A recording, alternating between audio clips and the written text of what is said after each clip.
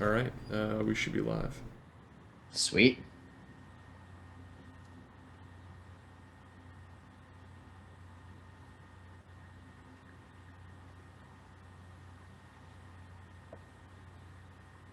So it's 8 o'clock on a Sunday evening, and all of you lovely, lovely people have joined us to talk about the 2016 Corpora review process here in Northreach. If you haven't had an opportunity to yet look at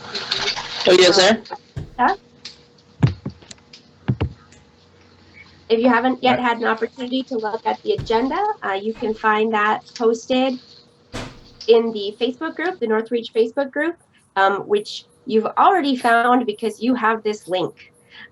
So we know you're in the right place. Great. I just updated it. That we're going to go over is a few topics. First off, we want to talk about why are we reviewing the Corpora? For those of you who maybe weren't around when we started this process in February of 2015, this might be very good information for you to have. The next thing we'll talk about is just do a quick introduction of the faces that you see here. Is made up of our Council of Grounds and also the Corpora Review Committee. Then we want to talk a little bit about how we'll be engaging. Can you guys actually see or hear anything? Process. And then we'll be talking about what is the plan for making sure that we have fully supported or documents that are fully supported by the membership. And then we'll go ahead and address questions that have been raised so far. We're pretty much looking at today as sort of an introductory type of discussion. We do plan to hold these on a regular basis moving forward. And in the subsequent panel discussions, we'll get into a lot more of the nitty-gritty. So this is a little bit of an intro. So first topic was, why are we reviewing the Corpora? And I actually, there's several reasons that we're doing this, right? So first off, we have a stated goal as an organization that we want to achieve our 501c3 tax exempt status. And in order to accomplish that, we need to make some changes to our legal documents. So in order to make those changes, we need to go through and review them, see what do we need to add in order to make our application for that 501c3 have its best chance of being approved. And then also see if there are other things that we need to alter in order to align ourselves with nonprofit and tax-exempt corporation best practices. Because we're looking at potentially dealing with a lot more income with a higher volume of assets, and we need to make sure that we are we have a setup in place that allows us to manage them responsibly within the law of the state of Alaska and U.S. law as well, and that it makes sense for our organization moving forward. So that's the big push behind the Corpora review. But there are also just normal progress of a corporation and an organization, sort of momentum behind it. So we started Northreach 2 years ago, just a little over 2 years ago. And there was a committee of people that drafted the original Northreach Corpora. And you know, now we have a little experience under our belt as how we operate as a principality. And we've seen that there are some things that we could do better, that we are doing really well in practice, but we don't necessarily have that reflected in our documentation, our rules, our current Corpora. So it's a good opportunity to also bring those into our officially recorded documents. So those are the two big pushes behind the Corpora review. If you haven't had a chance to look at sort of my 2016 Corpora review plan, I would strongly recommend that you do that. I also included some history on how we got to this point. There have been some questions regarding why are we drafting two separate documents as opposed to one, just changing the current document that we have.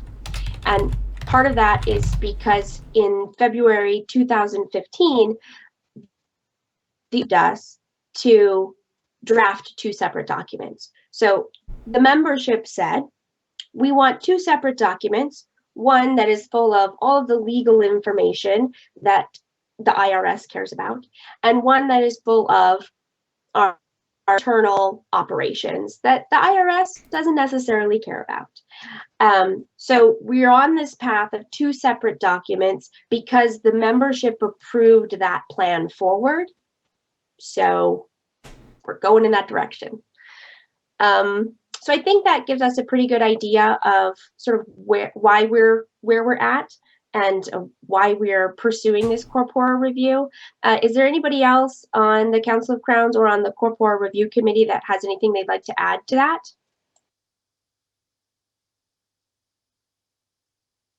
I'm seeing shaking heads, so all right. Okay, so the next thing I wanted to do was take a little bit of time to have everybody go through introductions. Most of you will know your local monarch, but you may not know monarchs from other parks, and you may not know the people who've been involved in the Corpora Review Committee. So just a little bit of background on that. So we have sort of 2 iterations of our Corpora Review Committee. We had a little bit of a false start where we had some people who were excited and involved, and through sort of just regular life, it fell a little bit to the wayside. And then we reinvigorated in November of 2015 to say, you know, this is really important for us. We really need to make some traction on this. And as the Northreach monarch, I appointed Sir Goran as the chair for the Corpora Review Committee. Through that process, he solicited the entire principality for people who'd be interested in participating in that committee. Hars, Lucian, Mini Bard all expressed interest in participating in that committee. Those applicants were then reviewed by the previously seated Council of Crowns, and all accepted as excellent participants for this committee. And so the committee consisted of 4 people: Sir Goran, Hars, Lucian, and Mini Bard, and they met on a very regular basis to move us to this point that we're at now. So we'll just take a little time to go through the Corpora Review Committee first. If you can just take a second to introduce yourself and tell us a little bit about, you know, your involvement in the committee. Hi everybody, I'm Goran. I was the chairperson of the Corpora Committee, and now I'm the sitting monarch of Lupin. I'll go next. I'm Mini Bard. At the time I was the PM of Astral Winds, and now I'm the monarch of Astral Winds. I'm Lucian. I was just involved on the Corpora Committee. I am not a monarch. I'm Hars. I was a former officer, but at the time I was wanting to help out the park, so I volunteered for the Corpora Committee. And I'm Rage. I'm the current monarch of Ravenstone. So we'll go through monarchs now, so that for those of you who aren't familiar with each of our local monarchs, you can put a name with a face. So we've already met Lupa Moon and Astral Winds. Frozen Coast? I'm Rosestaff, monarch of Frozen Coast.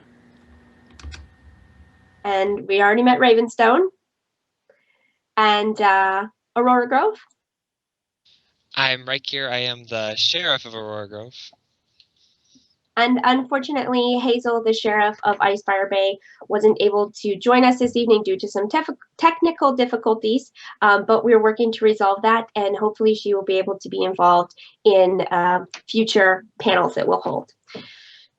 So if you are joining from home, you'll see that there is a chat feature to the right of your window.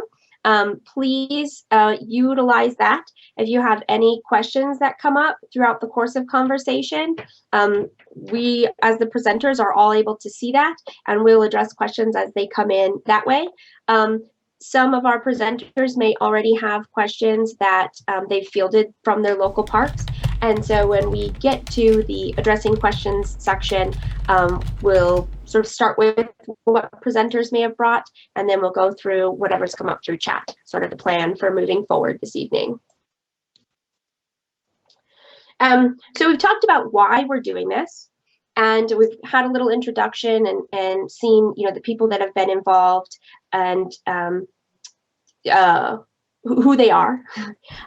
So the next thing we wanted to touch base on was how we'll be engaging in the review of the draft documents.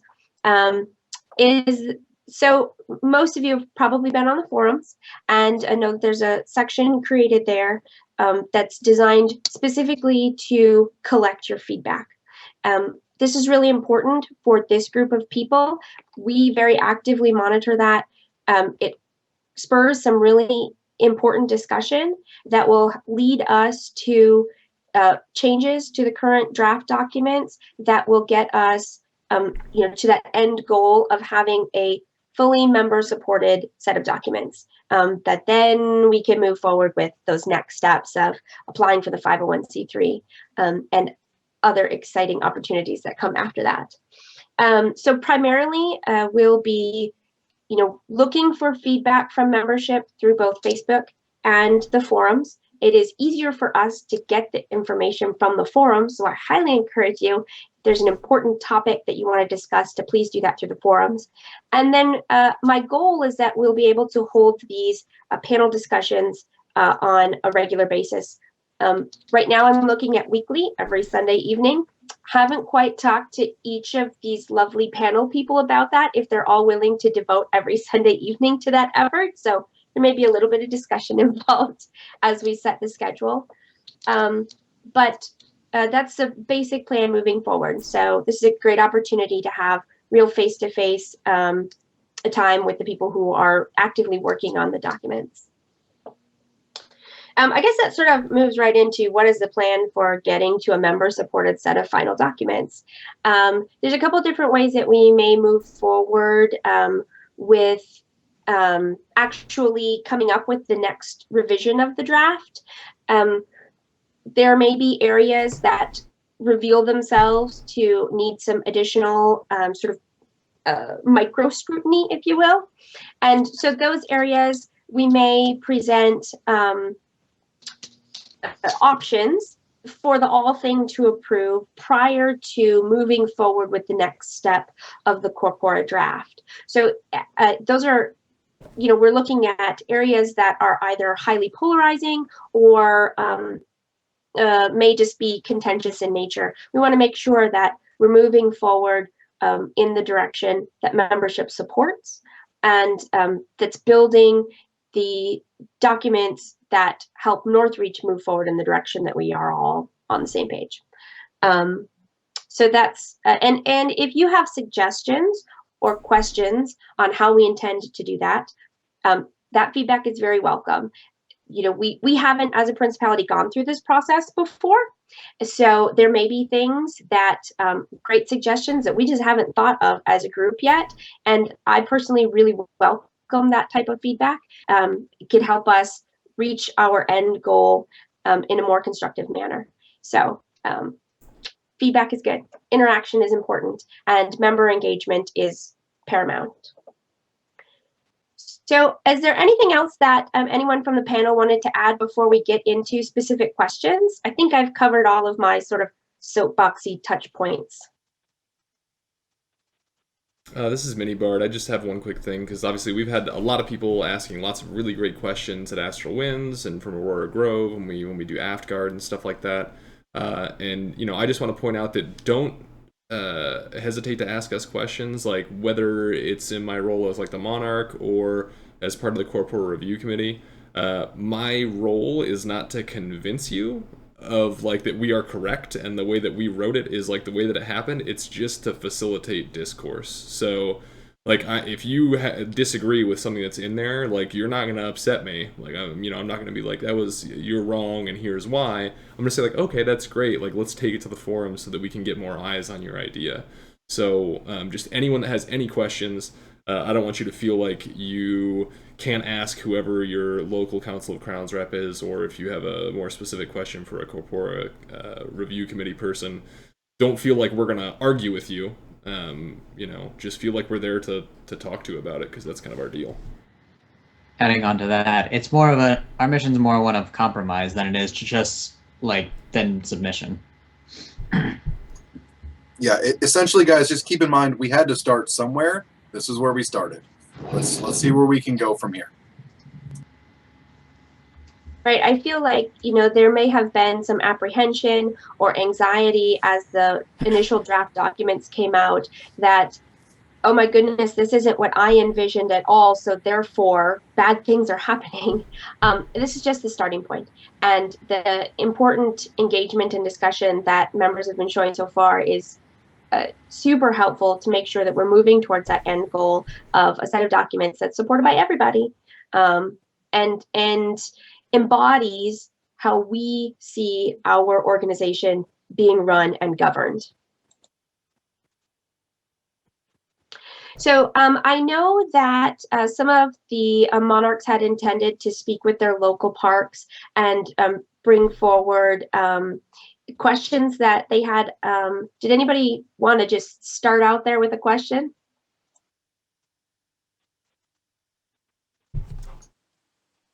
The only issue that was brought up at my park, and it was actually kind of brought up as part of another discussion, but was concern about the idea of creating a consolidated budget, as it were.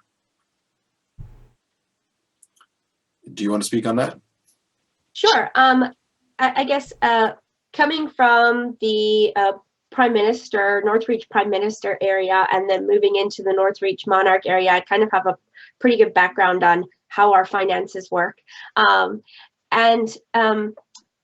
There's a couple different things that I think it's important for everyone to realize when we're talking about a consolidated budget. The very first and foremost thing to keep tip-top in your brain is that we are one legal entity. The assets of each of our local parks are all assets of AmpGuard of Alaska Incorporated. This is not a change. This is how it's been for 2 years. How we manage those assets are completely up to us as the organization, but in a legal sense, all of those assets belong to one corporation. As we're looking at moving forward with the 501c3 application and hopefully classification from the IRS, one of the goals for us to move forward with that, once we've obtained that classification, is to apply for a state of Alaska charitable gaming license. What that then allows us to do, which is very exciting, is to utilize that license to basically fundraise far outside of our own membership. Traditionally, and this is really standard for grassroots grown organizations, is your funding comes from your members because they're the invested parties, right? I want a better feast, so therefore I'm going to contribute to make that happen, which is great when you're starting out. However, when you're trying to have a feast for 150 people, it's not super feasible to say, okay, all of you members need to contribute more to support the larger scale. Also, who doesn't want free input? Like, that's pretty exciting. So it's a really good goal that we have, right? That we're going to have people outside of our membership funding our activities. And the charitable gaming license helps us to get to that point. There's a couple things about a charitable gaming license that require us to have much stricter financial controls. They are, it is an area that is highly regulated within the state of Alaska.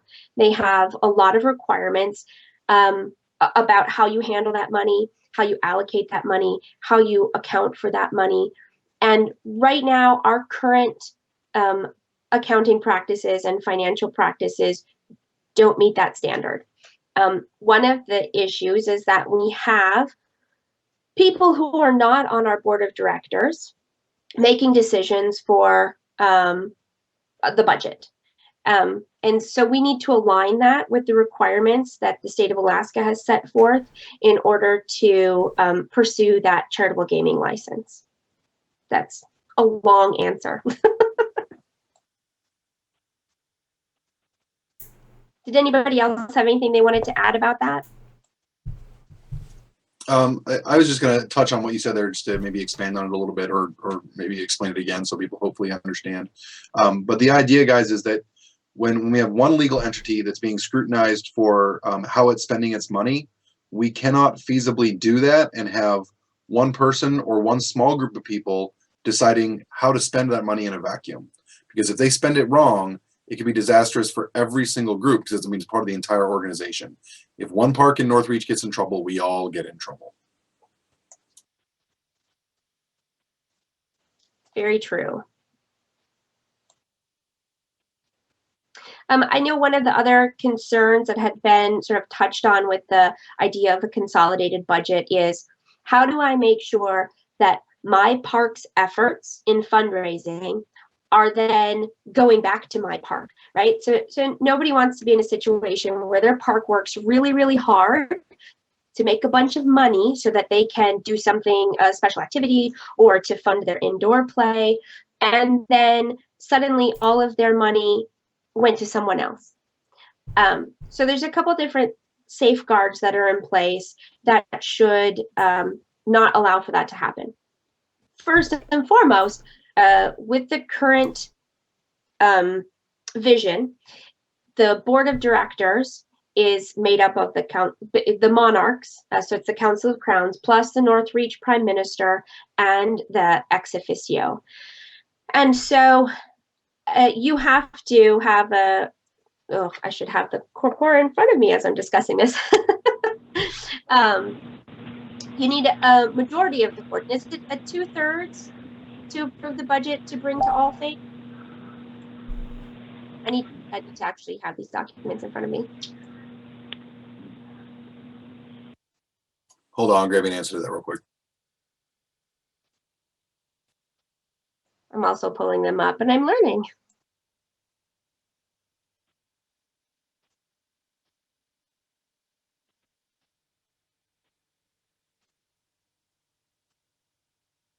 Okay, so section 11 of the administrative manual, it's section 11.1, requires the Council of Crowns to draft a budget and approve it by a 2/3 majority of the council to be presented to the membership, which then has to approve it with a 2/3 vote themselves. So essentially, okay.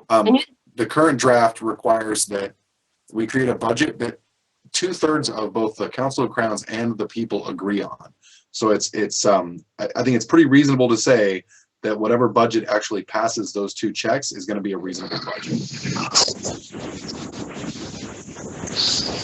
Yeah, there's two big safeguards in there. The 2/3 majority of any of people is you have to make sure that really a super majority of people think that it's a reasonable way to manage the money and to allocate the money. And then not only that, but the membership at large has to also agree with that. So that gives, really any park the opportunity to say, hey, we're not okay with the way that this is happening. And really the all things still has the ultimate authority in all decisions in all areas of the organization as you go through the current corpora drafts. I don't see any intention ever to alter that. The membership, the organization exists for the membership, and the membership has the ultimate say in what happens. They always have the final approval. I just got a question from one of our members in Ravenstone. Why are we seeking a gaming license when we have no rules in place with our drinking license? Shouldn't we work on that first? Because public bars have cutoffs. When people get drunk, we do not, and we have children present on the other side of the rope.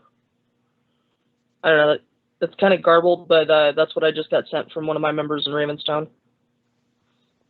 Okay, so for those of you who aren't aware, as a Alaska registered nonprofit organization that has been in existence for more than 3 years, we have the ability to apply for special events permits through the Alaska Board, the ABC, Alaska Board of, or Alcohol Board.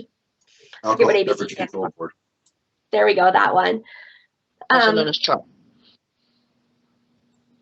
Also known as what? CHAR. Oh, CHAR is actually separate, Sure. but Right. related. That's fine. So, so with that special events permit, we have to abide by all of the state statutes that surround the control of alcohol distribution and sales. It is for a finite period of time. It is for a specific event. When we submit that application, we have to include a map of the area where alcohol will be made available for sale. We have to include a list of all of the people who will be serving alcohol. That includes their driver's license number and I believe their social security number. That information is then sent to 2 different bodies. It goes to ABC, and it also goes to the local, whatever police department has jurisdiction in the area where the event will occur. So in Palmer, it's the Palmer Police. And the Palmer Police do a basic background check on all of the people who will be serving alcohol to make sure that they are, I'm not sure what their criteria are, but they have that information on hand. We follow all of the rules and state statutes that are outlined for us in order to have that special events permit. The repercussions to not following those rules is that we would no longer be allowed to have a special events permit. So if there are any concerns about the way that any event is managed that's utilizing that special events permit, we definitely need to talk about that. My understanding, and I've done several special events permits, not just for AmpGuard of Alaska, but for other nonprofit organizations within the state of Alaska, we're following all of those rules that we are supposed to be following. So if there are any perceived issues or concerns, we definitely want to address those. I guess that's a little outside of the question of why are we pursuing a charitable gaming license if we don't have our special events handled properly.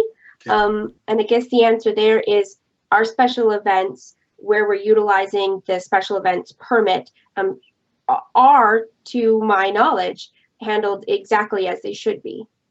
So I don't see those things as hinging on each other. To answer that question for you a little bit more plainly, is we don't have rules for how the alcohol stuff is handled because those rules are given to us. We sign a contract every time we're going to use a special events permit, and they tell us what the rules are. We don't have any reason to write them into our corpora because they are literally dictated by the state, municipality, and any local jurisdiction that we're working in. And I assume that would be the case with the gaming license as well. Yes, there are certain statutes that we have to abide by as a charitable gaming organization, and as well as the establishments that will be working with us using our gaming license, like a pull tabs place or a bingo hall. There are rules and regulations in place that they have to abide by, and they are checked on regularly by the state of Alaska. Yeah, their enforcement for any charitable gaming activity within the state of Alaska is very rigorous. It's no joke. They take it very seriously. There is no room for fudging or being close enough or meaning to follow the rules but not knowing what they were. It is a very real and very serious sort of scenario, and there is no leeway for mistakes. If we're ready, Ray had a question that I'd like to tackle, if that's okay. Yeah, that's great. Let's go for it. All right. So Ray asked in chat, she said that it was her understanding that one of the main things about AmpGuard as a nationwide organization is that it's a free-to-play organization or free-to-play game. And she wants to know if one of the first and primary goals of our Corpora or our endeavors here is to make that feasible in Alaska, where weather conditions require facility rentals. I can say that most undoubtedly that is one of the primary goals. One of the reasons that we're looking at becoming a charitable nonprofit and pursuing things like a gaming license is so that we can get money from other people to pay for Amped Guard. That's always been a goal for us. Goldcrest and I, back in 2001, would have long conversations about how we can find external fundraising. How can we get money from people that are not Amped Guarders so that we can play Amped Guard? And that's critical. So just so you guys, when we're talking about the budget and stuff, the way any organization builds a budget on an annual basis is they generally have 3 categories of item that something falls into when deciding whether or not to spend money on it. The first category is essentially survival. The second category is stuff that we want to do. And then the third category is completely frivolous stuff, like if we just had to blow money, what would we blow it on? The survival items are things like paying for Amped Guard. So Loop and Moon cannot survive without a gym or somewhere to play indoors. That's a survival item. So that's one of the very first things that goes on the budget. It's the same for every single park. Once all of that's been taken care of, then we come back around for another round and we start looking at, well, what would be cool to have? What do we want to do? And that would be things like loaner weapons and garb or feasts and events. And then there's that, holy cow, we have extra money, what are we going to do? And that'll be things like, hey, let's buy a trailer for the Principality, or hey, we have $50,000 left over, let's invest in a couple acres of land, that sort of thing. So that's the way that would essentially work. So Ray, to answer your question, yes, it would be an absolute primary goal of the organization to make sure that our members don't have to pay anything to play Amped Guard. Actually, if I may add on to that, should we give the people watching this sort of an idea of what kind of timeline we want to look into getting this, in terms of our systematic goals? Sure. So first and foremost, we have to come to an agreement on what our final draft of our documents is, right? Long term, I'm looking at a 2 to 3 month process before we have documents that I believe will have very strong membership approval. That's not to say that we'll have a set of documents that everybody agrees on, because there are a lot of people who play Amped Guard in Alaska, and we're unlikely to find a solution that everyone will agree on, but the majority of people can support. At that point in time, we will have to file those changed and updated documents with the state of Alaska, and then we can also be looking at applying for our 501c3. And the 501c3 application process has changed since I last was involved with it. I think it was 3 years ago at this point in time, I managed the 501c3 application for Rage City Roller Girls.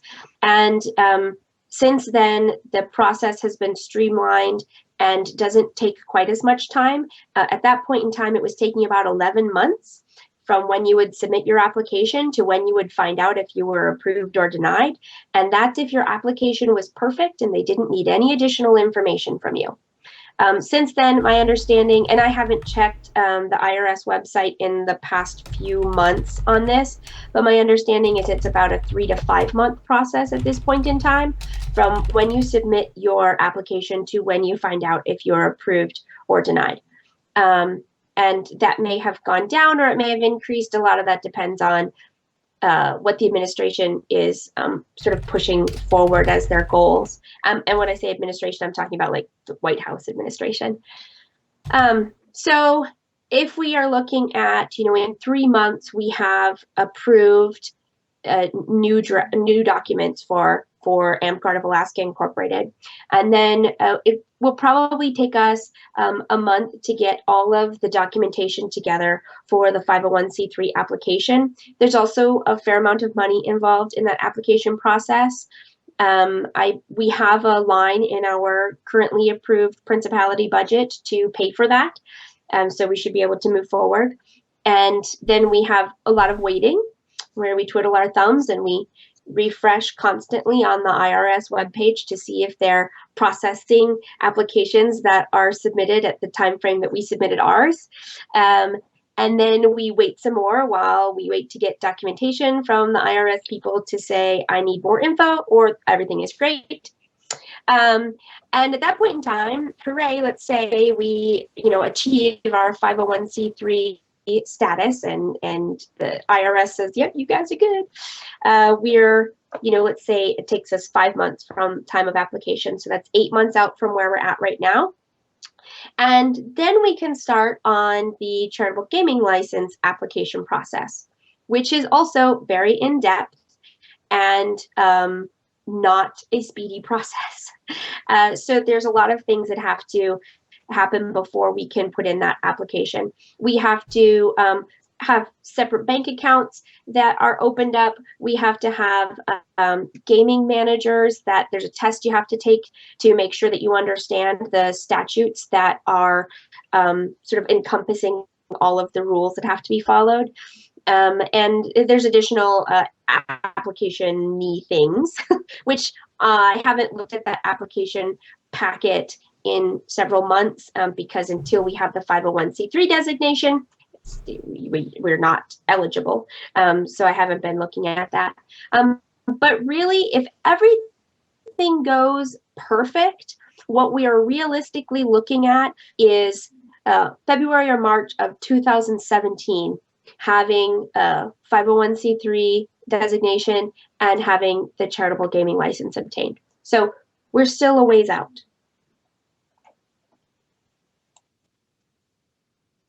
I've got a question from Ravenstone. Why aren't we using the Dragonspine Corpora since theirs is presumably already used for their 501c3? Well, that's an easy answer. They're not a 501c3. Oh, there we go. Yeah, it's actually, I did a bunch of research on this about a year ago, and it's very interesting the relationship that AmpGuard has with tax exempt status with the IRS. There are several kingdoms who have attempted to achieve their 501c3 status over the years. The Burning Lands was a 501c3 organization for a very long time. They lost that status after not filing the necessary annual paperwork. And so they are no longer a current 501c3 organization.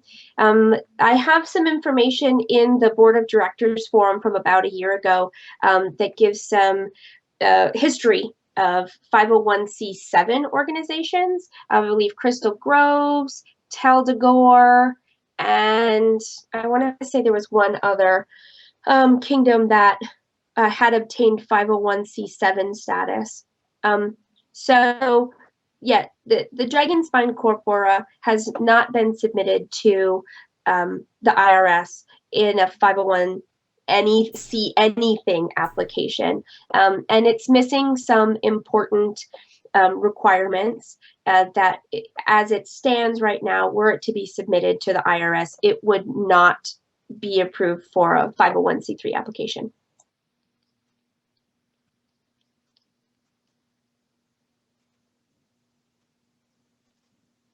I'll bring a question in from Astral Winds that I've been hearing a lot of people talking about, and that is the changes to potentially the way credits could be earned and stuff like that. I know it's been talked about a little bit on the forums, but just so we can discuss it here a little bit as well. It's not a Corpora issue. I understand, but I mean, it's something that people have been talking about, so. I know, but don't tie it to the Corpora. It's not the Corpora's fault. So if it's not the Corpora's fault, whose fault is it? The rule books. No, I'll touch on that real quick. So we talked about it at the last Council of Crowns meeting. So the rule book very clearly dictates how credits are to be assigned. There was some clarification that was made at the Circle of Monarchs meeting at Clan last year, which gave kingdoms the ability to give credits out in addition to those spelled out in the rule book. So we are starting a conversation with our kingdom to see in what ways additional credits are allowed. And that's pretty much where that sits. So When we talked about it at the Council of Crowns meeting, we're not changing anything with credits right now. We're just going to get some clarification from Dragonspine on how they would like us to award additional credits, if at all. And that's a conversation that I have not yet started with the Dragonspine Monarch, and it is on my list of things to do, and it will be taken care of. I've got another question from Ravenstone. It's kind of a tough question. My people are hitting hard right now. How can we be informed if the forums are complicated and our monarchy only tells us to look at the forums and doesn't give us a direct direction to actually look at where these things are being posted? Is there any way to streamline the forums so it's easier to navigate for everyone? So I'll jump in. So the forums are our best friend and our nemesis, right? Like, they have a lot of really good historical information. They've been around since before Northreach existed as a recognized entity through Dragonspine. So there's a lot of really good information in there. However, if you are a new user, it's hard to navigate it. And that is very true. We've had conversations sporadically. How can we improve the forums to make them more user-friendly? That's something that I'm always open to suggestions. Sort of moving away from the question of how can we make the forums more accessible, but how can we get information? The information should always be public. So as a nonprofit organization within the state of Alaska, we pretty much don't have any right ever to have secret information. Anything that is, any decision that's made by any officer anywhere within Northreach should be publicly available to anyone, even outside of our organization. We don't get to have secret anything ever. So as a general member, if you feel that there's something happening that you're not aware of, or you have like, I heard this thing, but I can't find the information, as a member, it's part of your responsibility as a good member to say, hey, what's going on? Hold your leaders accountable. If you feel that you don't have the information that you need, right? Hold that guy accountable right there. If you feel that you don't have the information that you need as a general member, totally speak up and say, I'm missing information on this. How can I find it? I can guarantee you that across the Principality, there are an amazing number of people who will willingly jump in and help you find that information. Now, does that mean that our leadership doesn't have to do the work of keeping membership informed? Absolutely not. As leadership, we have that duty to be communicating with our membership in as effective a way as possible.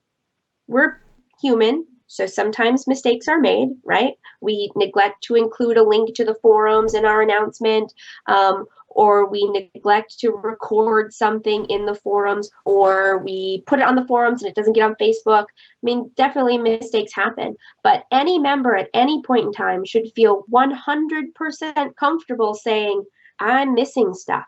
Where is it? And leaders should feel obligated at any point in time to say, you know what? Here it is. This is the information that you have asked for. I will provide it to you because that's my job. That's a little bit of a soapbox for me. Another thing to keep in mind is that way back at the very beginning of Northreach, the Principality-wide All Thing voted to use the forums to record all of our official records, essentially. So any sort of announcements or anything dealing with the organization is required to be recorded on the forums until that changes. Your officers are obligated to do that. But that doesn't mean we can't look for better solutions. So all of you members out there who just hate the forums or just think the forums will be better, do some research. If we can find a better way to do it and still record stuff, that's awesome. One of the things that's really important to remember is that we have to be able to find the information on there, which Facebook, not so great. I mean, try to find the records of an All Thing from 2.5 years ago on Facebook. That would suck. you can do that on the forums though. So if we could find another way that's easier for people, then your officers would get behind that 100%. The next question I was asked is, where can we find the Corpora on the forums? Is there a specific place to access it so that it's more readily available for the public, the new Corpora that we're reviewing right now? Oh, the new Corpora, the draft documents that we're discussing are available on the forums in the 2016 Corpora review section. I've also linked that several times on the Northreach Facebook group. So as a rule, I try not to spam every single park group with links and information that I've already posted in the Northreach Facebook group, because basically what winds up happening is I just spam everybody and it gets ignored, right? Because over information is just as problematic as under information.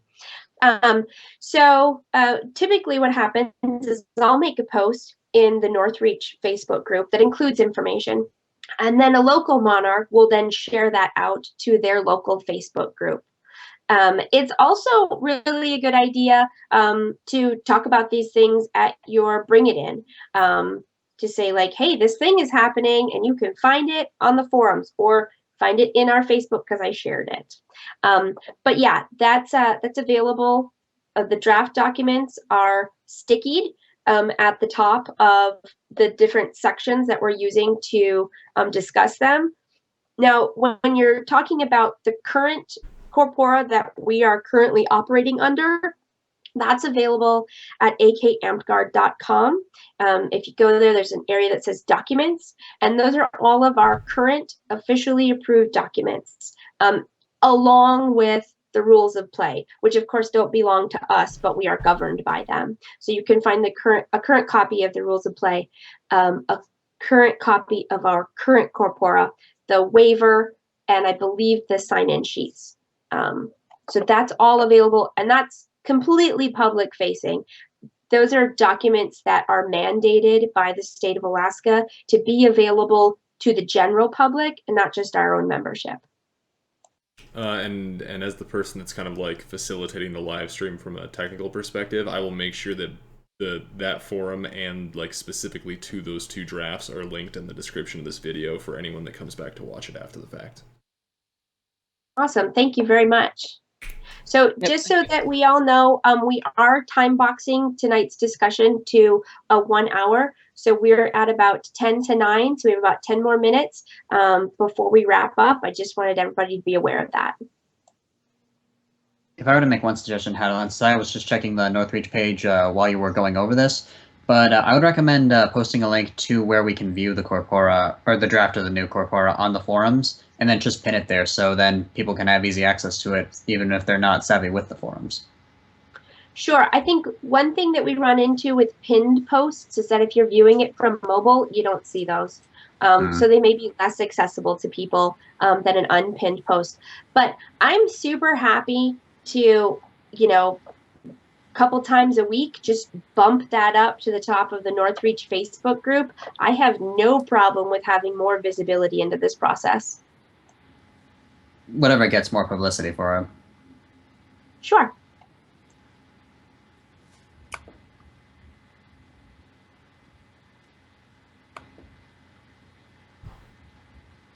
So I have a question if no one's stuck.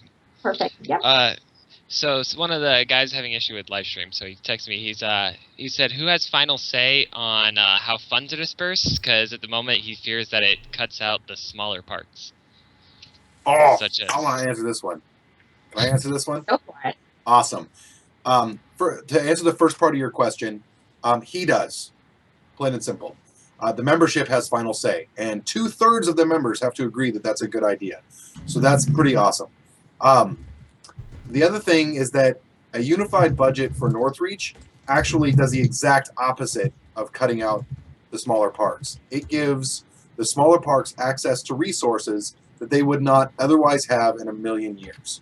And as somebody who has either started or helped start several small parks, you guys are entering a world where you don't have to go through the trials and tribulations that Astral Winds or Frozen Coast or Loop and Moon had to go through, where in order to actually pay for things, people had to pull money out of their own pockets to do it.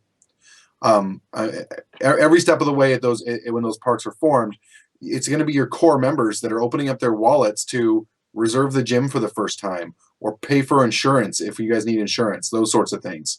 Now, with the unified budget idea, Aurora Grove can come to the table and say, hey, we need $1,200 this rain in order to play Amped Guard.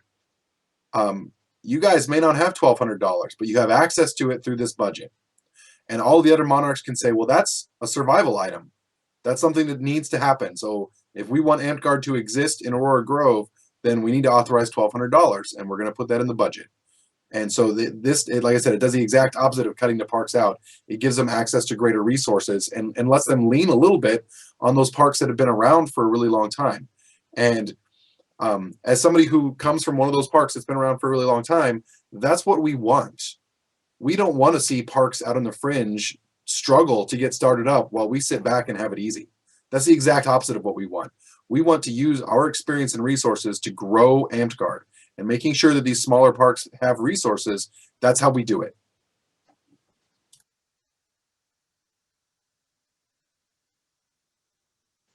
Yeah, I want to just hook onto that a little bit.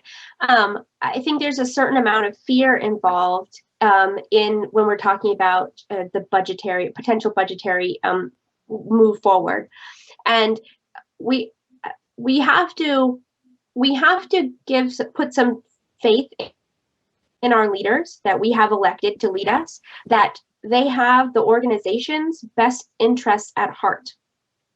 And the best interest of the organization is not to shrink, right? The best interest of the organization is to grow, to be stable, to continue to provide Amped Guard to more people. And you don't do that by cutting parks out of the budget. That does the exact opposite. If we have leaders that we've elected that we feel they're not holding the organization's best interests at heart, we need to hold those leaders accountable to that. I mean, there's some responsibility that each individual member has in that. If I see the leaders of my park are not moving with the organization's best interests at heart, I need to call them out on that. And I need to say, hey guys, what's happening is not okay. It's not okay for you to be undermining the organization that I'm a part of. Your job is to support my organization, to support me as a member and what my goals are for this organization, which is to grow and to be successful and to flourish.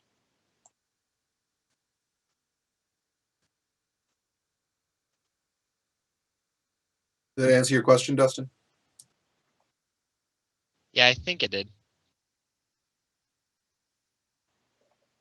Cool. So we're down to 5 minutes. Does anybody have a short question? If not, we could do a little wrap-up chat too. Going to wrap up. No, I've got nothing from Ravenstone now.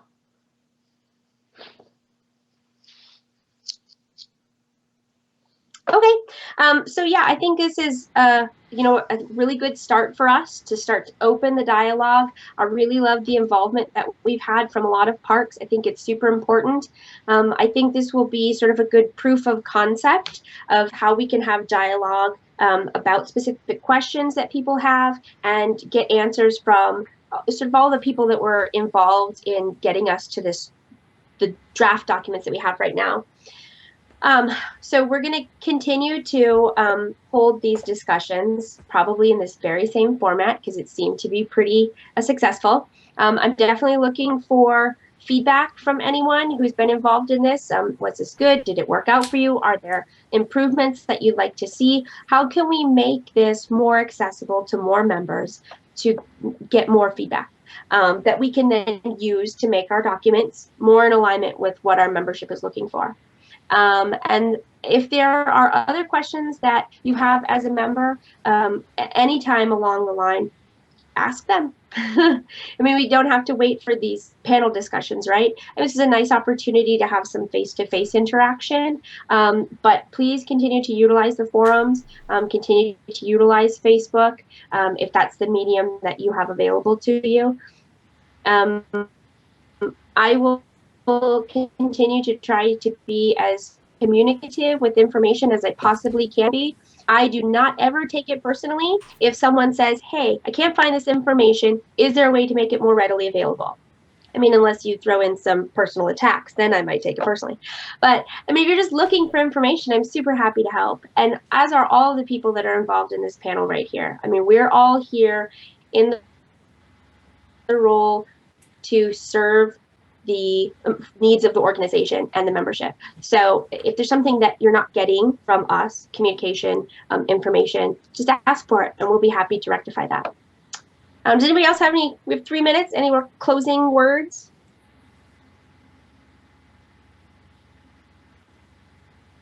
Yay for AmCard.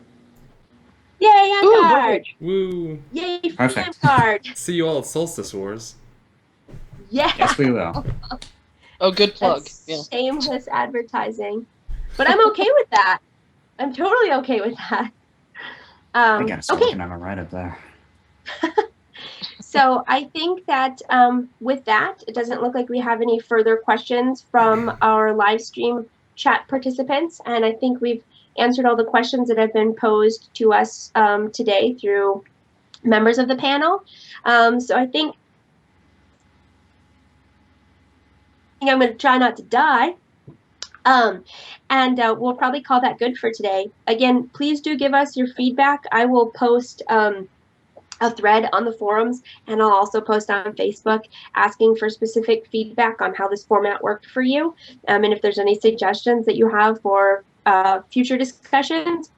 But we should hopefully be doing this again next week round about this time, and of course I'll post announcements about it. I'll post the link, I'll post an agenda, and we shouldn't have the introductory stuff. We should be able to get to some really meaty topics of discussion. So with that, thank you very much for joining us. I super appreciate it. Please share this link when it's available to all your friends and family. And first and foremost, be informed. Take the time to read the documents and know what they say. That's really important. A well-informed AmCard is a well-put-together AmCard. Super true.